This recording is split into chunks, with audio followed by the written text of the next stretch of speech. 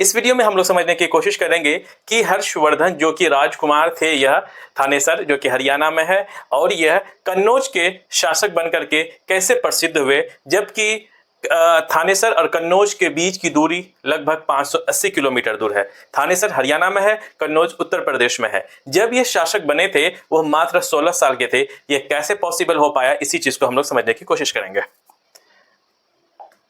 जरा समझते हैं। ये वाला जो एरिया है ये है थानेसर, जो कि आज के समय हरियाणा में मौजूद है। जिस वंश से हर्षवर्धन की जो संबंध थे, उनका जो उस वंश का नाम था पुष्यभूति, या फिर इसे वर्धन वंश के भी नाम से जाना जाता है।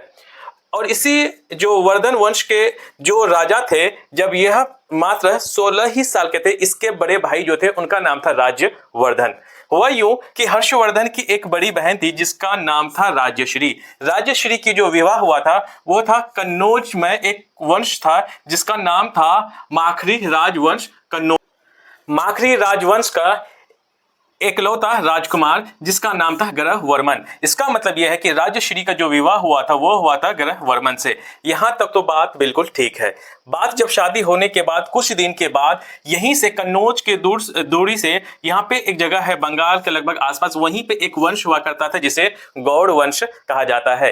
गौड़ वंश का एक शासक था जिसका नाम था शशांका। शशांका ने क्या किया कि कुछ जैसे ही शादी होने के बाद कुछ दिन के बाद यह कन्नौज पर चढ़ाई कर देता है। चढ़ाई करने के बाद जो कि माखरी राजवंश के जो शासक रहते हैं ग्रहवर्मन की हत्या कर देता है, और यही गौड़ वंश के जो शासक रहते हैं शशांका, यह राजश्री को कैद कर लेता है। कैद करने के बाद जब यह बात पहुंच जाती है थानेसर, थानेसर का उस वक्त जो शासक रहते हैं हर्षवर्धन के बड़े भाई रहते हैं राज्यवर्धन। राज्यवर्धन क्या करते हैं, ये डिसाइड करते हैं अपनी बहन की हेल्प करने के लिए यह कन्नौज में आकर के गौड़ वंश शशांका से युद्ध करते हैं, लेकिन राज्यवर्धन की यहाँ पर मृत्यु हो जाती है। यह सब देखने के बाद हर्षवर्धन मात्र 16 साल के थे। ये डिसाइड करते हैं कि हमें किसी भी तरह से अपनी बहन की जान बचानी है, और राज्यवर्धन जो कि हर्षवर्धन के बड़े भाई थे उसकी जो हत्या का बदला लिया जाए। तो यह दिमाग लगाते हैं जबकि 16 साल के थे। इनके कुछ मंत्री हैं, और यहीं पे एक जगह है असम में एक राज्यवंश हुआ करता था जिसे कामरूप कामरूप वंश। यहीं के एक शासक थे जिसका नाम है भास्कर वर्मन।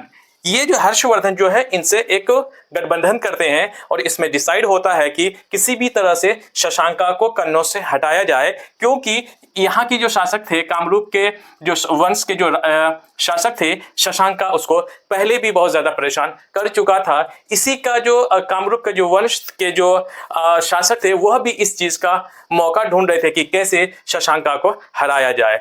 फिर ये जब गठबंधन होने के बाद यहाँ से थानेसर से हर्षवर्धन की एक सेना आती है, और यही कामरूप जो कि असम में है, यहाँ के जो भास्कर वर्मन जो है अपना सेना लेकर के इधर पूरब की तरफ से कन्नौज पर हमला करते हैं एक साथ। इसके वजह से पश्चिम की तरफ से थानेसर के जो शासक हर्षवर्धन करते हैं जो युद्ध, और दूसरे तरफ से पूरब की तरफ से भास्कर वर्मन जब इस पे अटैक करते हैं तो यहाँ से शशांका को मजबूरन भागना पड़ता है। और यहाँ पर जबकि कन्नौज के जो राजकुमार थे ग्रहवर्मन, उसकी मृत्यु होने के बाद कोई भी शासक के लायक नहीं था। इसी वजह से हर्षवर्धन मजबूरन में यहाँ के शासक बन जाते हैं, और मात्र 16 साल की उम्र में जब ये राजा बनने के बाद अपनी राजधानी थानेसर को कहाँ शिफ्ट कर देते हैं, वह शिफ्ट कर देते हैं कन्नौज में। इसी वजह से हर्षवर्धन जबकि वो राजकुमार हुआ करते थे थानेसर के, लेकिन कन्नौज के